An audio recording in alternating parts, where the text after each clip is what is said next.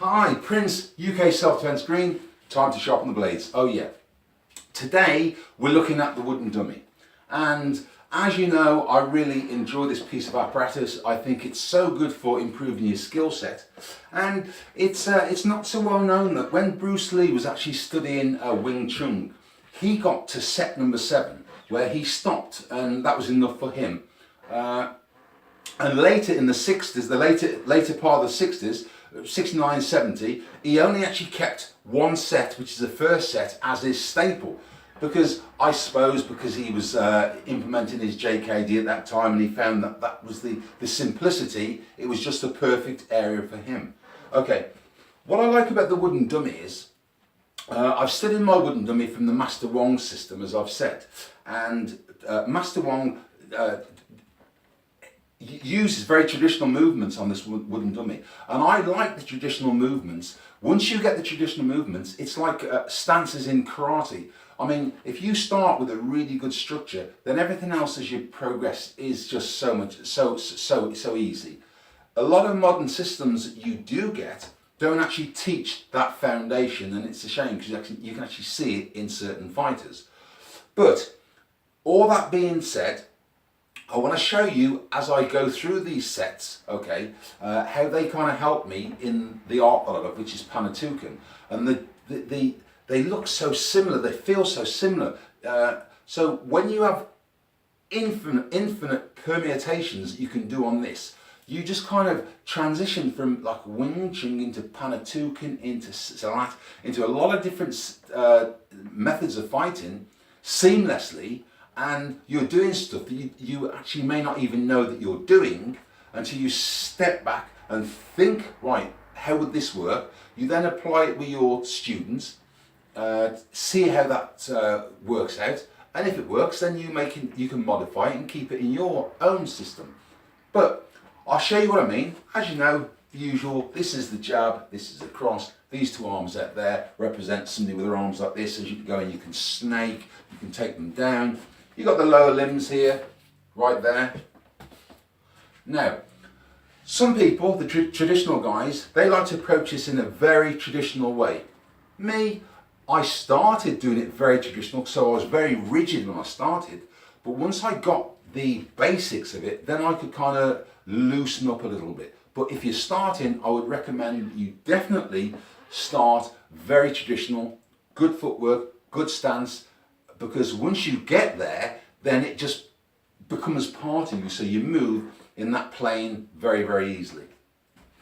This isn't going to be perfect. I mean, look, I'm on video, okay, and I'm just showing you. So if I make a couple of errors, don't worry about it, okay?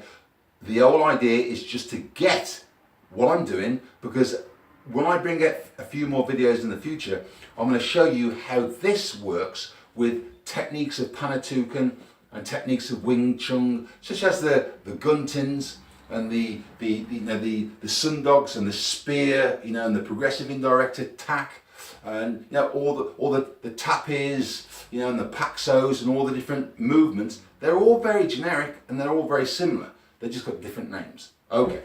So normally you start and you get in a very traditional stance. For me, I'm a little bit more casual, and as we always start this way and we go in. So I'll start.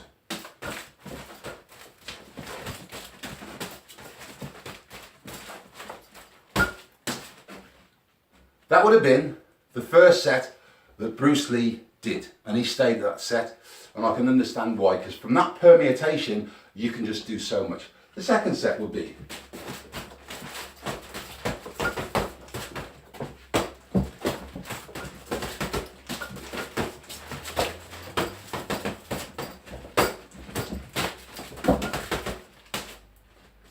now, I know there's going to be some of the Wing Chun guys out there saying, he's missing the kick.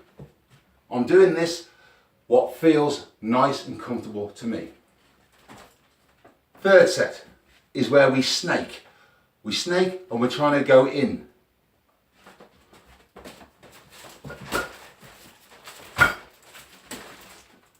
That's the snake. Fourth set.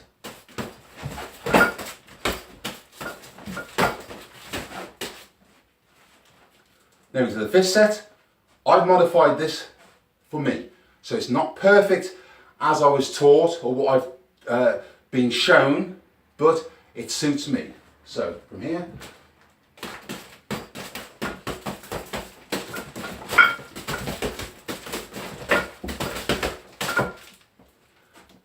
that is the 5th set. We're now moving to the 6th set. So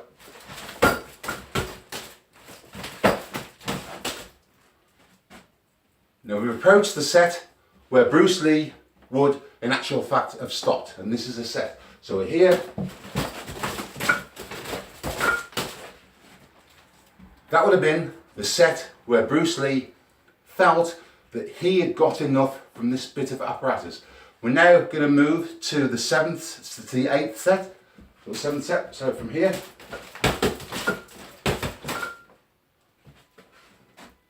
we then go into the 9th set.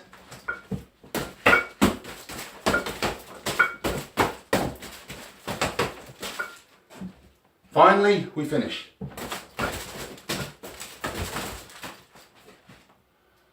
So there you have roughly the 10 sets. What I like about the 10 sets is once you get that basic technique, you've covered multiple techniques from Wing Chun, and it teaches you to fight in this small area here. Now, in a lot of modern systems, as you know, we parry. Boxer throws jabs and crosses, we parry. That's right. Now, in Panatukan, for instance, which is the art of dirty boxing, they have a number of different ways to parry. We'll have a look. First one, the cup. Pa'alis. The cut. Waslik. See, they're all very similar.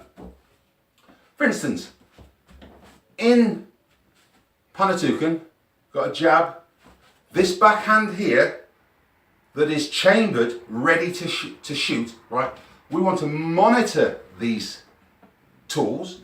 So one of the practices that we can do is here, we go to here and then we shift forward. As we shoot forward, we come around the head and we go underneath the arm and we take them out. It's exactly the same on the side. You monitor, you go in, you take them through. They have a lot of entries, split entries. These are just methods to get in or to avoid any incoming shots. So just to show you what you can do. If I'm here and somebody's throwing a jab and I slip and I jab here, right? I come straight up with the uppercut, right? So bam, uppercut. I could go from here, on the outside bong out, backhand, elbow strike, number 2. Grab, knee. Do you see how the permutations kind of just happen? Same again, we go here, I drop, I bang, I clothesline, smash into the face. I move round, I take the person down. I'm doing it all in my house, anytime I want, on this little piece of apparatus. I'll give you another example, right? In a lot of systems, they have guntings. Guntings are basically designed where you strike into the muscle belly, as I've already explained on previous videos. So you have inside, outside, vertical, you have a number of different guntings.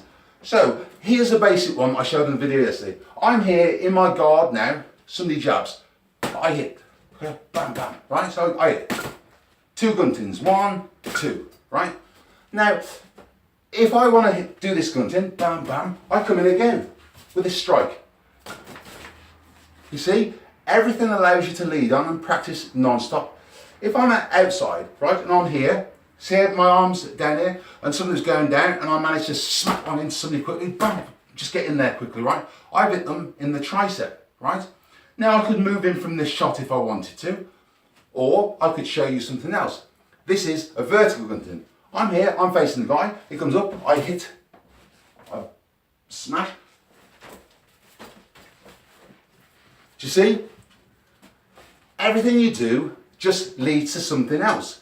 It's just so versatile. If I'm here and I do the outside gunting and I hit, I can take the arm on the outside, I can smack into sternum, I can come straight back up for the chin line shot. From here, the outside arm, come bang into the face, back fist across the neck, and then finish off coming through. You've got other stuff that you can do, such as if I'm practicing, I'm here, okay, right, and I'm jabbing and crossing, so I jab, cross, see, jab, cross. This mimics, boom, boom, shots coming in at me, round the head. I've got to protect myself. You see how versatile this is? Another one, I'm here, okay, it's good, jab, cross, boom. You see, it allows me to duck and weave. If I'm uppercutting, it allows me to get my shots, my body mechanics, perfectly in this space. It allows me to understand my peripheral vision and the different spaces, as I've explained before, which is my intimate, my social, my personal, my public spaces. I'm here. Another type of entry that you can do a little bit more, how can we say, advanced. I'm here, right? Guy throws a punch. I drop the punch out and I use the back of my hand, almost like a Tan Sao, to scrape into his eyeball. From that position, as I turn around, I can either jut him or take the arm over and throw the guy. Do you see the versatility? I'm here, I go into this position, boom, boom, bang, take the guy down. Also, you've got the added benefit of you're kicking. So I'm here, look at that distance. I'm here, I'm talking to this person. Boom, I'm here. See that? Small kick, boom. Right to there. No shenanigans. See that? Right into there, right into the liver. Perfectly executed type of kick, close quarter, more like a Wing Chun. Bam, straight in there. Great practice. I'm here. So, I think you kind of get the idea of what this piece of apparatus can do for you. So, what I'm going to do over the next few weeks is every few videos I'm going to show you how this apparatus kind of expands your close quarter combat fighting techniques, and how it gives you the ability to have this kind of person stood in front of you, although it's static. And as people know in self-defense and martial arts, we need functional movement and spatial awareness, so we have to spar. At least it allows you to perfect your techniques until you try them on somewhere else. I mean, let's face it, a lot of martial artists and self-defense people, they'll practice for 1.5, 2 hours, twice to 3 times a week. That's it. It's over. They don't live it. They don't breathe it.